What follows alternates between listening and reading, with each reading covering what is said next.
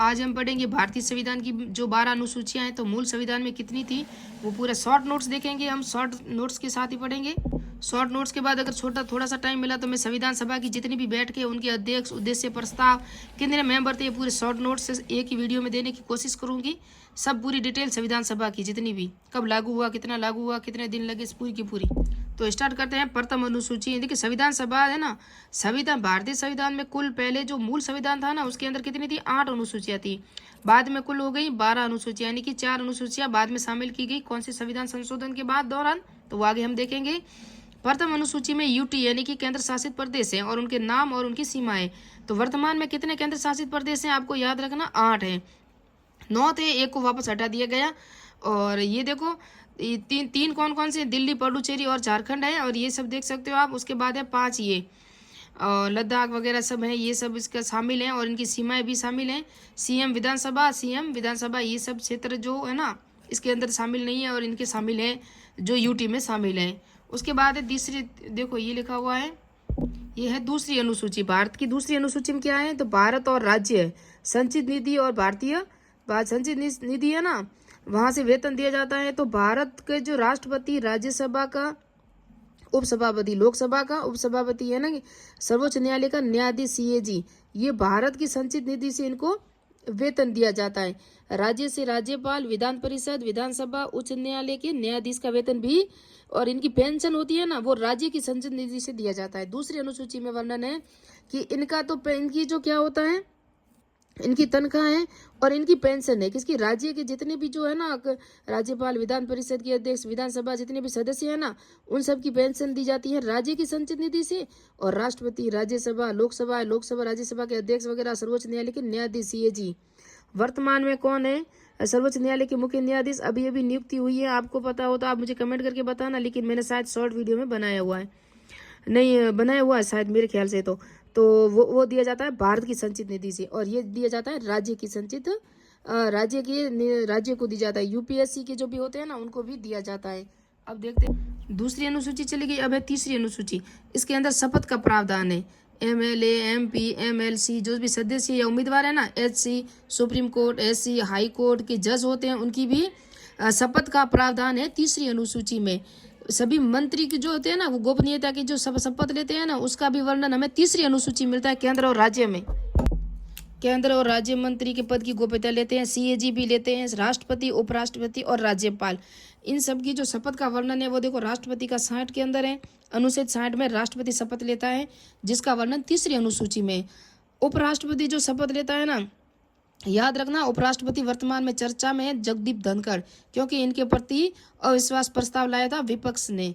तो ये भी याद रखना, आप कंफ्यूजन मत होना। और ये जो शपथ लेते हैं ना उसका वर्णन हमें किसके अंदर है, अनुच्छेद 69 में। उपराष्ट्रपति के अनुच्छेद पूरी याद करना, परीक्षा में पक्का आएगा, 64, 65, 66, 67, 68 है ना, वो सभी याद रखना। राज्यपाल जो शपथ लेता है उसका वर्णन हमें 159 में मिलता है, जबकि राष्ट्रपति का 60 और इसमें 59, ये अनुच्छेद के अंदर इसका वर्णन है। इसके अंदर चौथी अनुसूची है ना, उसके अंदर राज्य और केंद्र शासित प्रदेश होते हैं ना उनके अंदर राज्यसभा सीटों का आवंटन है वो चौथी अनुसूची में, याद रखना। संचित निधि, पेंशन और जो वेतन था वो दूसरी अनुसूची में। प्रथम अनुसूची में यूटी यानी कि जो भी केंद्र शासित प्रदेश उनके नाम की सीमाएं। तीसरी अनुसूची में शपथ का प्रावधान है जिसके अंदर राष्ट्रपति, उपराष्ट्रपति और राज्यपाल और उच्च सुप्रीम कोर्ट, हाई कोर्ट जितने भी थे ना उनकी शपथ का प्रावधान दिया हुआ है तीसरी अनुसूची में। चौथी अनुसूची में केंद्र शासित प्रदेश और राज्यसभा सीटों का आवंटन है।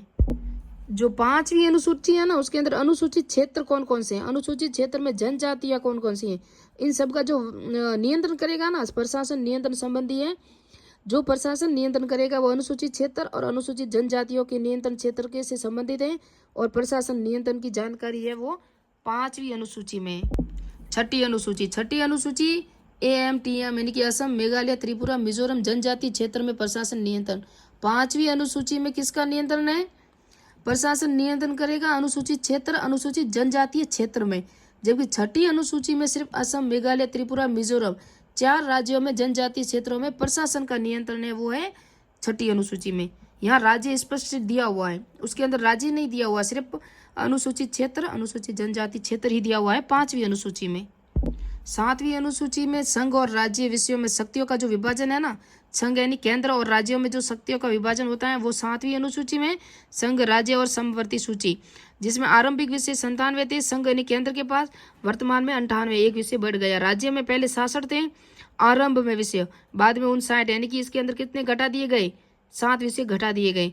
फिर समवर्ती सूची जो पहले 47 थे अब 52 है, यानी कि 5 विषय बढ़ा दिए गए। तो समवर्ती सूची से कौन से विषय थे जो वर्तमान में बढ़ा दिए गए, कहाँ से क्या लिया गया, वो आगे हम आएगा जब बताएंगे पूरा संविधान में। ये देखो 42वां संविधान संशोधन हुआ, 5 विषय राज्य सूची से लेके माइनस कर दिए राज्य सूची में, यानी कि 66 थे अब 59 यानी कम कर दिए ना, तो समवर्ती सूची में प्लस कर दिए। कौन कौन से विषय परीक्षा में यहाँ से 100% आता है, तो वन, वन्य जीव, नापतोल इकाइयाँ, प्रशासन, न्यायिक और शिक्षा।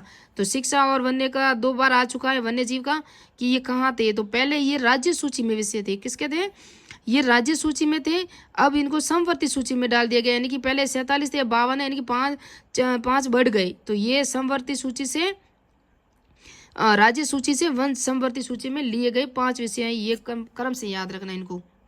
फिर है 8वीं अनुसूची, जिसके अंदर हमको सबको पता है, कई बार एग्जाम में प्रश्न आ चुका है, संविधान द्वारा मान्यता प्राप्त भाषाएं।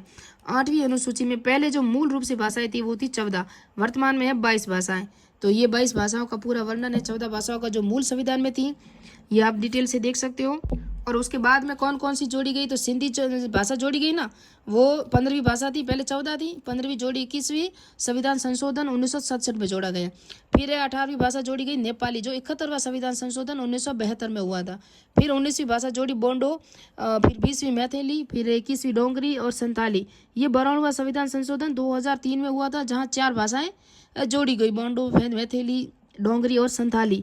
4 भाषाओं को याद रखना, 92वें संविधान संशोधन 2003 में जोड़ी गई थी। तो ये मैंने बता दिया गया, पूरी की पूरी डिटेल से हो गई, 22 भाषाएं हो गई। अब हम पढ़ेंगे 9वीं अनुसूची।